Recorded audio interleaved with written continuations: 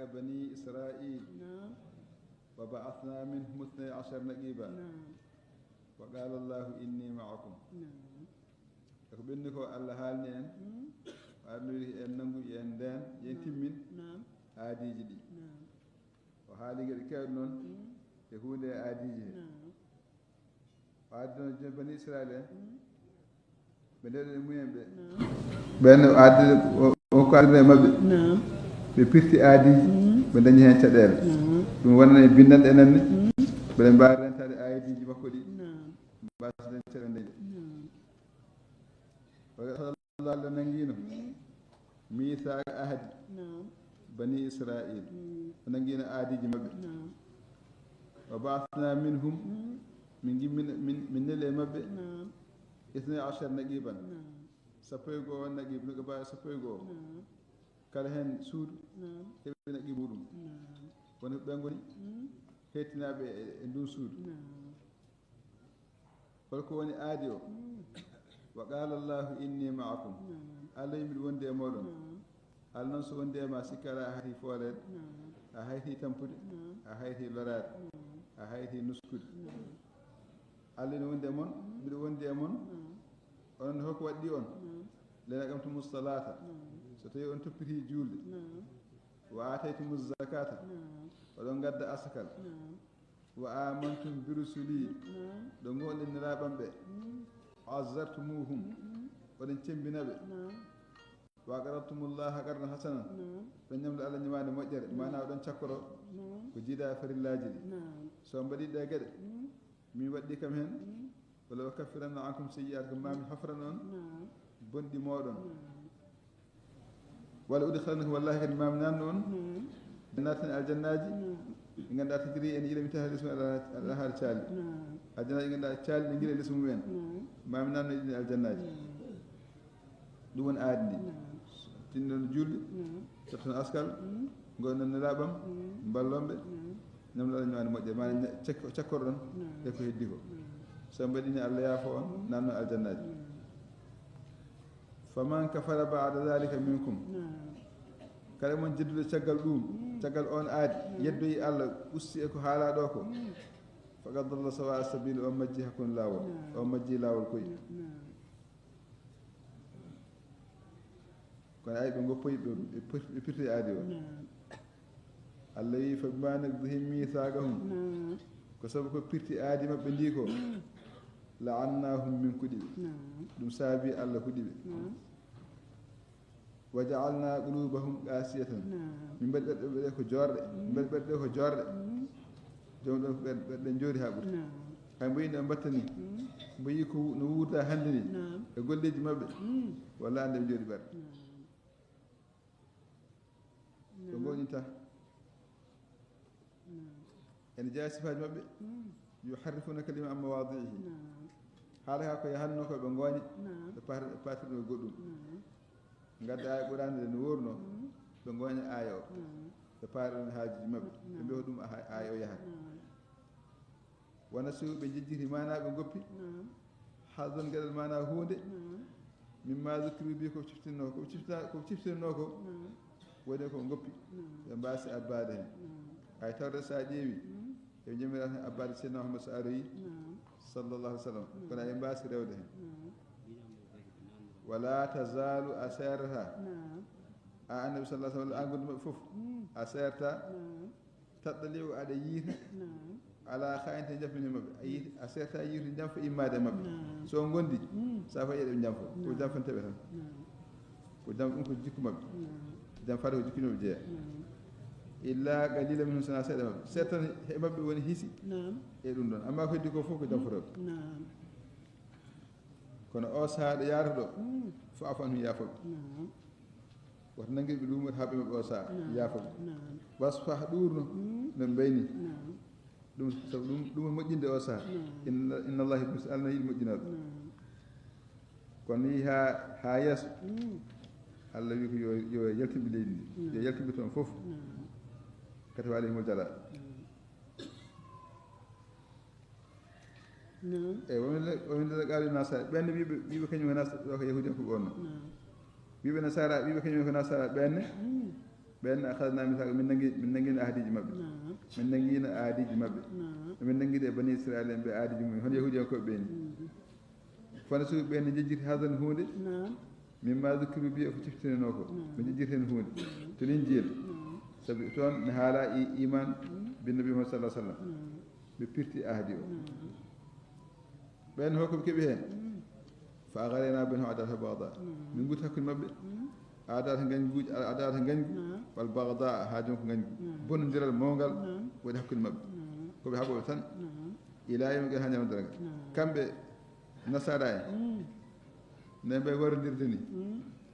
hay goto meeɗa wardirede noon neɓe hakkuɓe ne ɓe wardirde ne maɓɓe ni yi meeɗa wardirde bangal noon ɗum noon ko jokki ha ñalamdaraga ka jiiɗa ko fof ni doga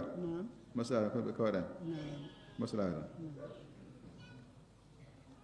wa sawfa yunabbi'uhumullahu ma allah habreɓe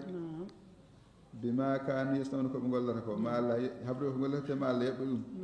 ma allah yoɓɓe ha timma ay janfaji maɓɓe ɗi bonnaniɓe ko heewi one ndentoɗe onon julɓe so ñamirama kaaɗe e yamirore moon kaaɗe e yamirore he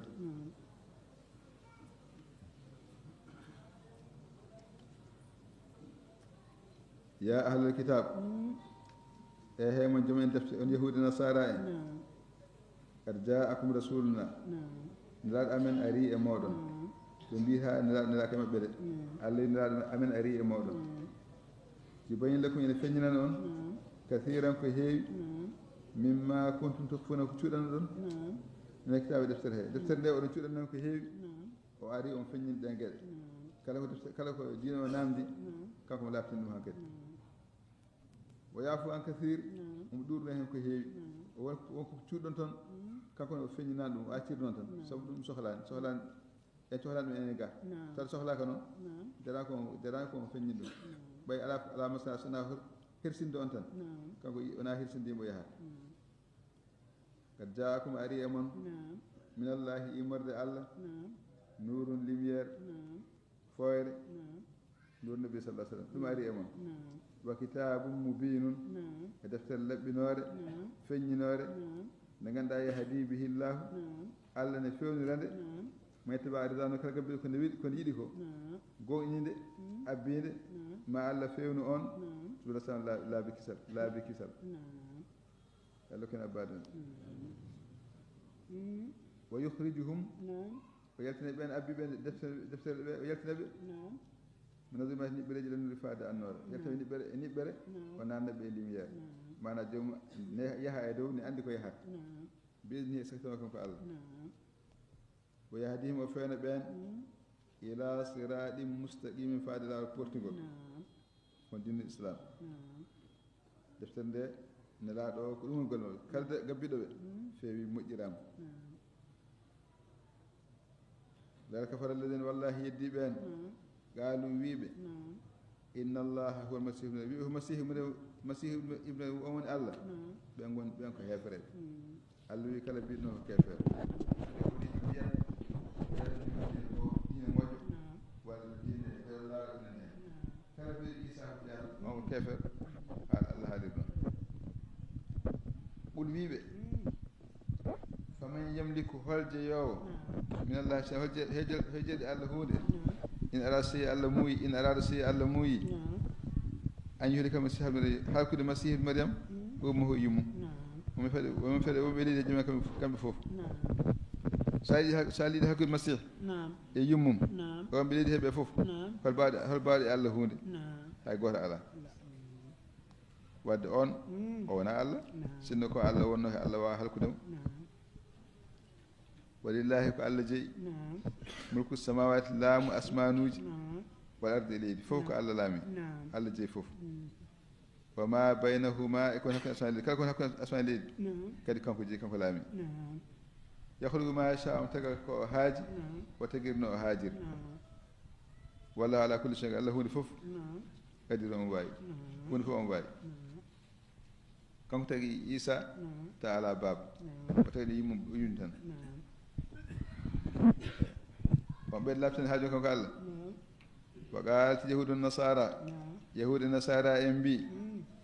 nahnu abnaullahi wa ahibbahu ɓe minen goni ɓiɓɓe allah minen ngoni yiɗɓe Allah ɓe mbini kamɓe Allah ko ɓiɓɓe Allah kadi Allah ne yiɗi ɓe ɓuri wiiɓe ɓe penata tan so tawi ko goonga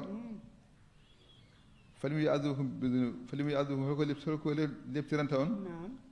ɓe so bakriji moɗon holko waɗi onon so on mbaɗi bakkat Allah lepta on falimi yu'adhibukum holko waɗi Allah lepta on so tawi ko ɓiɓɓe Allah ko yiɗɓe Allah ne yiɗi on kay holko lepta on bal bom onon antum onon basharun ko yimɓe tan mimen halaka jeyaaɓe e yimɓe Allah tagi ɓe ni yimɓe Allah tagi ɓe no mbayni noon tan mbaɗon ko hen tan jeeɗon on ɓurani ɓe he bate yaafir liman yasha mbo Allah yiɗi hen fof yaafo wa yu'adhibu man yasha mbo yiɗi hen fof lepta sabu goto fof wonko waɗi koye leptire kala mbo yiɗi o yaafo ɗum kala mbo yiɗi o lepta ɗum ɗum ala mbaɗo falademo hunde ko yiɗi wadde ɗum wiide ko ɓiɓɓe Allah walla koɓe yiɗɓe Allah wona gonga walillahi mulku samawati wal ardi ko Allah jeeyi laamade asmanu e leydi fof wama bana hakkude asma fof fof ko Allah laami wa ilayhi masir kadi koto makko tan fof faati toon tan woni battande ya ahlal kitab e hemo ahlal kitabe en kad jaakum ari e mon rasuluna nelaɗo amen seydina Muhammad sallallahu alaihi wasallam o ari e mon yubayyin lakum omo laabtinana on sariyaji diine moɗon ala fatatuna rasuli caggal noon waɗi daawal nelaaɓe taƴidiri ko juuti ko caggal toon o aroy kanko sallah sallam mo laabtina on diine o sariyaji diine o ko gooto tan o ɗono ko duuɓi 1960 hakkunde seydina Isa seydina Muhammad sallah sallam o ari e mon onon jaaki anta ɓuulu hade mum wiide ma jaana min bachir wala nadirin ala fof bachir jirtino garɗe amen ala beltino garɗe amen hade mum wiyoyde noon janngo fakat jaakum sabu ari e mon bachirun beltinowo wa nadirun jertinowo hankkadi ko hujja ala o mbiyata Allah ne laaɗe mon Allah neli e mon nani oɗo ari yettini on wallahu ala kulli shay'in Allah hunde fof ne waawi Allah hunde fof mum waawi wa idh qala Musa li qawmi ɗo kadi sifa goɗɗo mbo Allah haali e kamɓe yahudiyankoɓe nde ɓe jamfori nelaɗo seydina Musa alayhi salam wa idh qala Musa li qawmihi jangtude Allah wi Musa nde Musa wi yimɓe muɗum ya qawmi e hemo bandiraɓe udkuru ciftore nematallahi nema Allah aleykum e moɗon ciftore nema Allah dow moɗon ɓe jaala fi ko ambiya o waɗi e mon annabaɓe ha keewi o jaala ko mulukan o waɗi on laamɓe jogiiɓe gollantoɓe e heediɓe fof o waɗi on ɗum wata komo addani on malam wiyete ahadun ko addana hay goto ko addana hay goto e binde he malam wiyete ahada min al alamin ko addana hay goto e binde he sabu o addani on jumri en o addani on salwa en o sekani on maayo fof on jii o maayi o wurtini on fof o waɗni on o waɗni on gueɗe ganduɗa hay goto waɗnan ɗum ciftere ɗin nemaji nde o gandi kay Allah kala ko yamiri on on poɗɗon ko waɗde ko waɗi ɗon kono foti mawdu e hewde ni e hawnade ni taɗa ko noon jagom wiyatema bandaɓe udkhulu naate al-ardal muqaddasat naate e leydi sennani ndi hono baytul muqaddas naate e baytul muqaddas ɗum ko onon dokka alditi ndin leydi kataballahu lakum nde Allah windani on ko Allah windani on yon jakkoɗo yon toon onon jeeyi wala tartaddu ala adbarikum ko duttirɗe caggal fatangalibu saka duttirɗo khasirin ko pertuɓe woto duttirɗe woto mbase yaade woto mbase nadde e leydi he perton sabu ɗo ko leydi moon onon jeeyi Allah wi ko onon jeeyi wonɓe toon ɓe mbawana hedere so jeeyi tan onon poltaɓe gaali en mbi ya Musa e Musa he inna fiha qaman jabarin ɗo nokku o yimɓe sandalleɓe ngoni heen yimɓe heeɓe doole sembuɓe no feewi ngoni e nokku he wa inna minen noon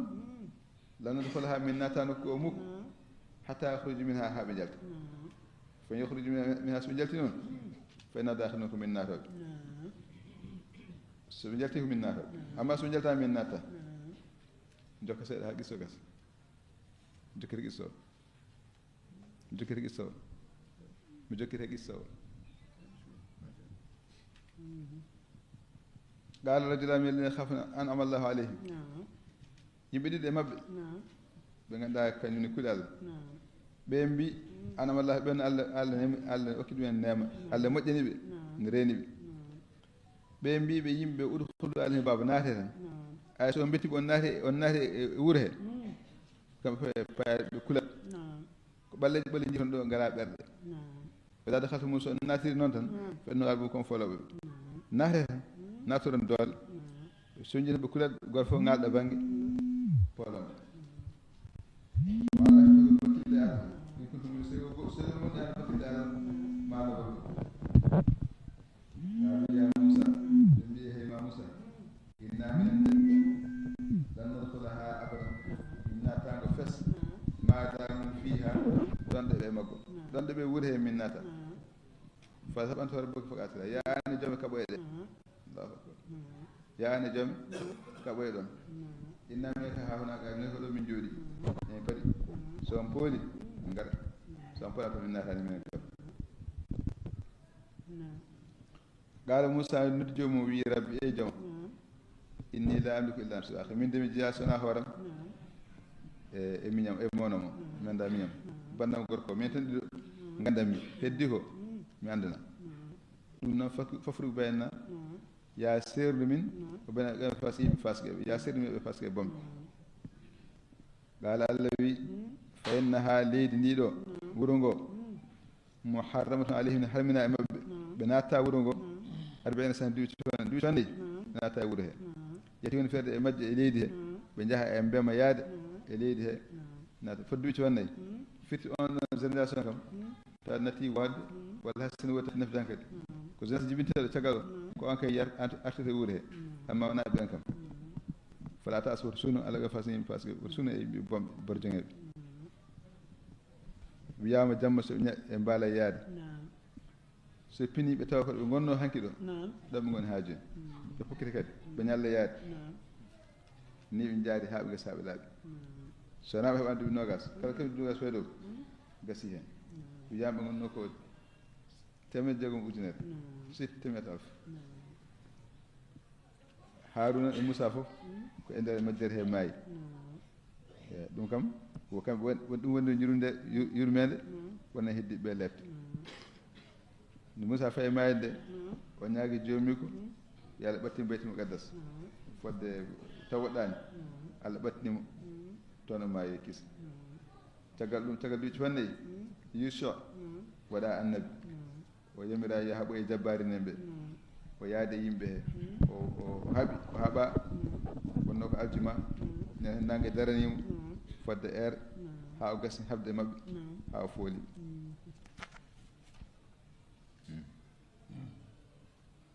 sadakallahu azim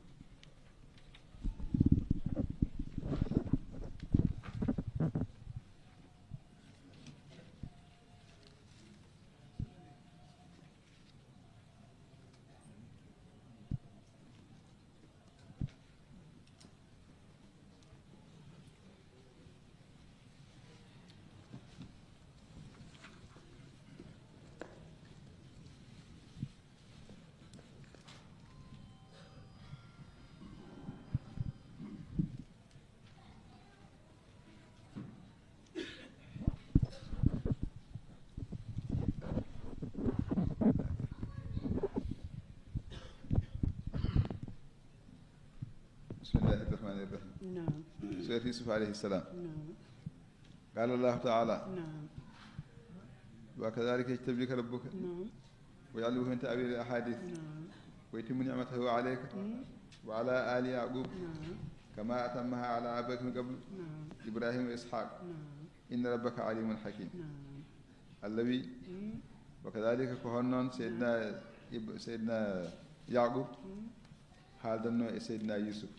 tawanne ari haali ɗum haalnimo ene hoyɗi nde haa koɗe haa gasi nden on wiimo woto haalano koɗe ngol hay gooto o wino wakkadali ko hon noon ƴeƴtabi ka bo hen noon joomi suɓortoma woy allimo ko o andinma min tawiɗa haadis hunde e firo koyɗi o anndi ma fira koye woy timmu nimata aleyka o timminne makko e dow ma wala ali yaquba an e ɓesgu yaquba fof kama atanma honno timminirɗo ɗum ala abaki gawde bawiraɓe maɓɓe ko ɓooyi hono ibrahima ishaq no rokkirnoɓe nema ha timmini onne ɓesgu yaquba wala ko on nema ha timma inno baka alim a jooma ko ganndo hakkimo ko karalla o mbandi hunde fof holtere rendo ha yetto ayno umar radiallahu anhuma ay nabi sallallah alih sallam qala alkarim ibnu karim ibnu karim ibnu karim yusuf bni yaquba bni ishaqa bni ibrahim seydna ibnu umar allah wela ɓe o wi annabi sallah sallam wi alkarim ibnu ko won ɓi tedduɗo ɓi tedduɗo ɓi tedduɗo ko yusuf ɓi yaqub ɓi ishaq ɓi ibrahim yusuf ko annabi bammakko ko annabi mammakko ko annabi jaati ko annabi o won teddude ɓi teddude ɓi teddude rawi boukhari o termidi an abi hurayra radiallahu anhu suila rasulullah sa sallam ayyunnasi akram قال أكرمهم عند الله أتقاهم قال ليس عن هذا نسألك قال فأكرم الناس يوسف نبي الله ابن نبي الله ابن نبي الله ابن خليل الله قال ليس عن هذا نسألك قال فعما أدنى العرب تسألوني قالوا نعم قال فخياركم في الجاهلية خياركم في الإسلام إذا فقهوا رواه البخاري أبو هريرة يالول وي نرى صلى الله عليه وسلم نام داما أي الناس أكرم هل يبقوا تدود يمبي فوق هم يبقوا تدود قالوا وي أكرم عند الله أتقاهم تعالوا وتدود فوف بود هول ده الله قالوا يمبي لسا هذا نسألك ونادى من نام دخما قال فأكرم الناس يوسف وده يمبي فوق تدود كو يوسف سب يوسف كنبي الله كالنبي الله ابن نبي الله بالنبي الله بام كون ابن نبي الله أنه بالنبي الله وأن بامو ابن خير الله بيسهل الله يفوق تدود قال ليس أن هذا من نام دخما ده قال فما أدنى أرناؤكم كو لستيج عربي نام دخما قالوا نعم بيئة من نام دخما قال فخياركم في الجاهلية خياركم في الإسلام وي كلام بقول مجد الجاهلية بقول مجد الإسلام إذا فقه سبحانه بامي مجد بهن هاي سها جاهلية أتوقع مجد بهن كقول مجد تون بقول مجد رجال سبامي هم ماي دوم سباب راه البخاري قال الله تعالى وغلقت الأبواب وقالت هيت لك ولا هات لك قال معاذ الله قال إكرمته هاتك بالحورانية هذا فيرو هات لك ويد هذا ويعلوي دبو سكي باف دبو جنسود لامدو دي في جل يوسف ده سكي باف ده فوف وقال له هات لك هلكو فيرا ويكرمته فيرا ko demgal hawraniye wiyata noon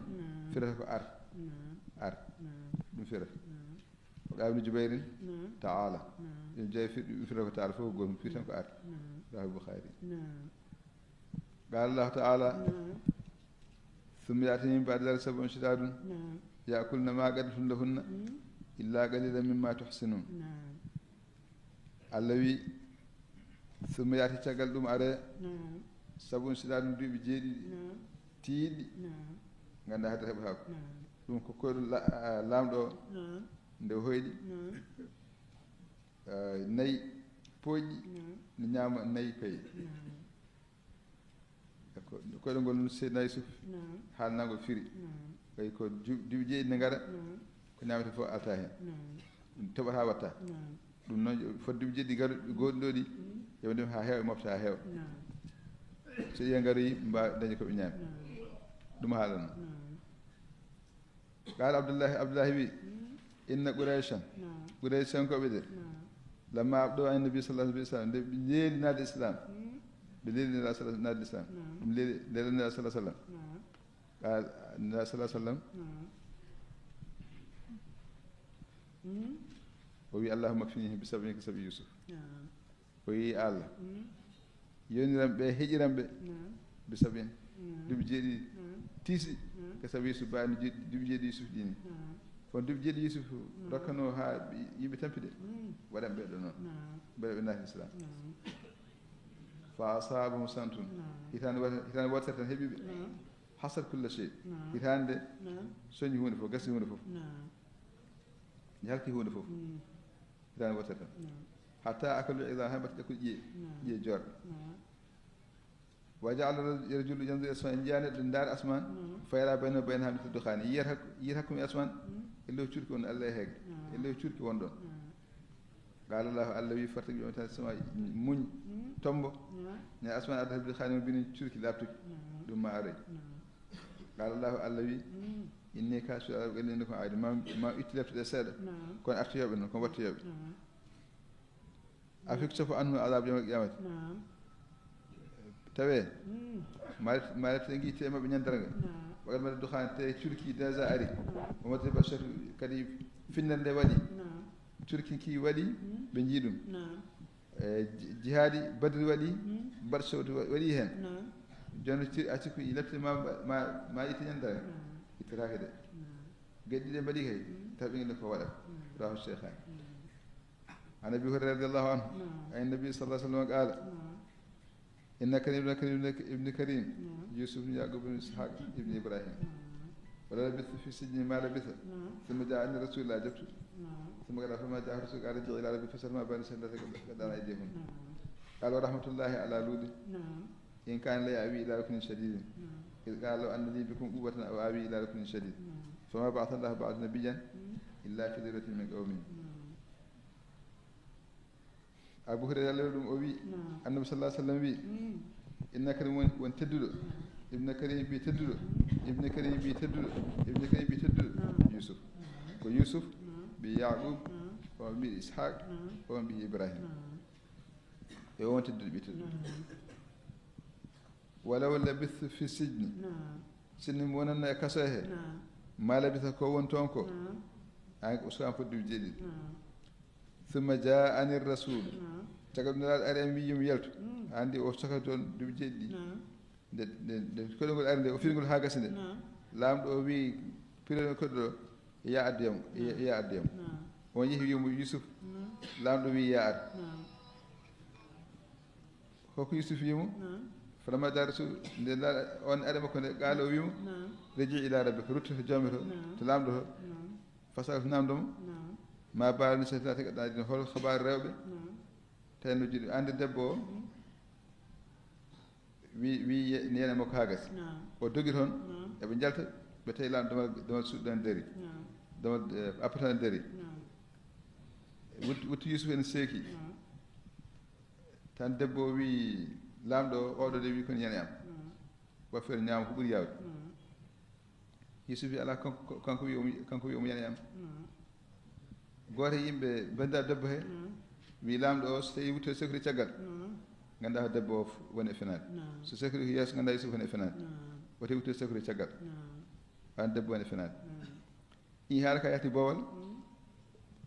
yimɓe ngoni e wiide idam debbo lamɗo ni yehi fijde e maccude lamɗo haala ka onen tun kamo debbo debbe rewɓe waɗi ɓe invité galle makko waɗniɓe leɓɓe fof ñanti yusuf hayri yalti maɓɓe kono fof woni ɗedde hoore mum e juuɗe mum caggal ɗum ɓe cokkoyi yusuf ha no woni duuɓi jeeɗiɗi ha koyɗe ngol aroyi koyɗe lamɗo aroyi woni yusuf firi koyɗe ngol kisse nde haalna firi koyɗe ngol tan wonande firɗe ngol o wiya ko yusuf addoye ɗon e ɗon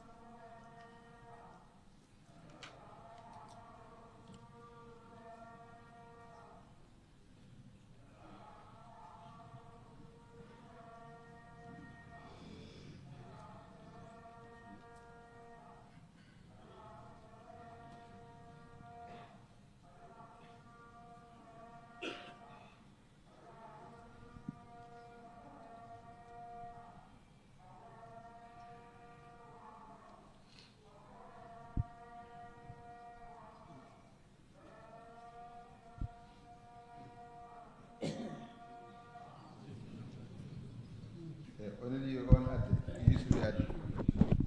ndaɗo ndeti Yusuf nde no Allah Yusuf wimo irji ila rabbi rutte e joom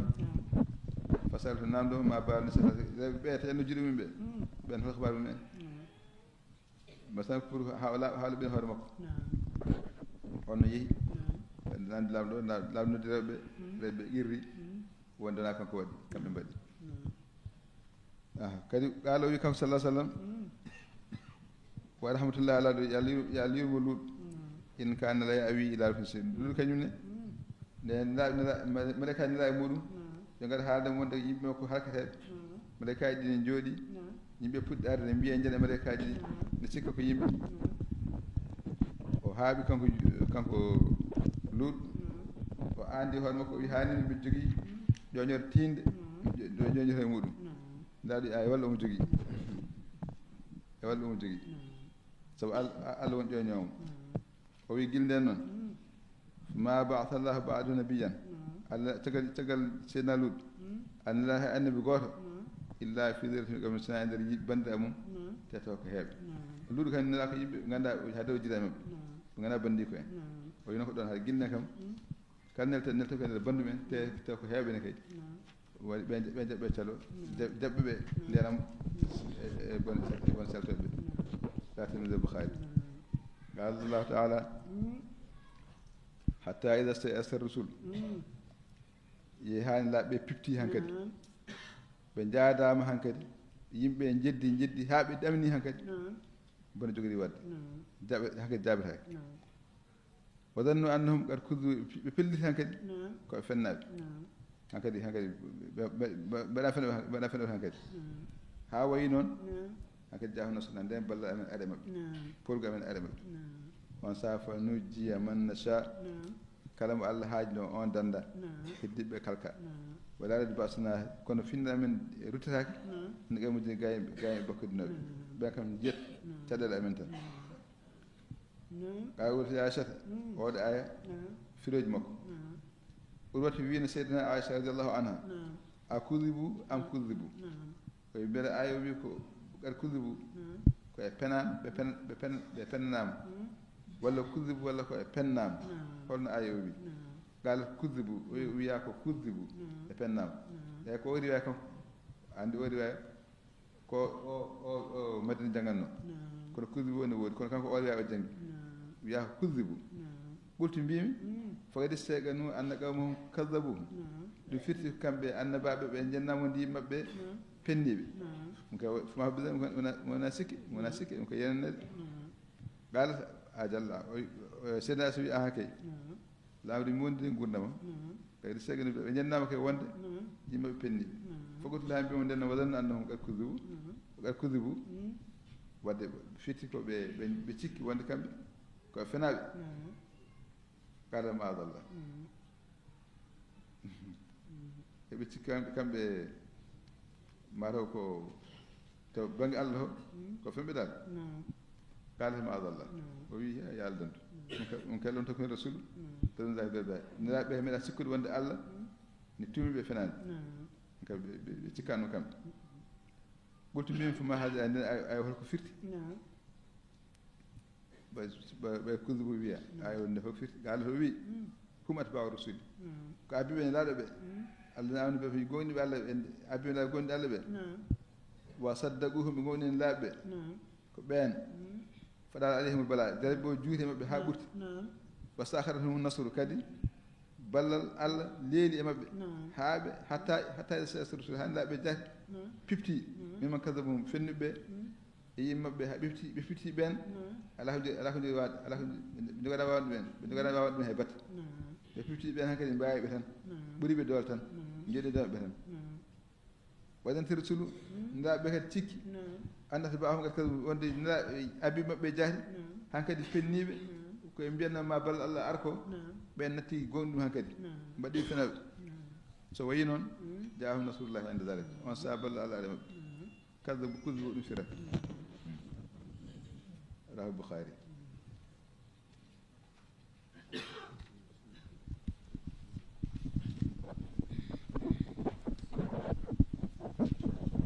fatiha salatul fatiha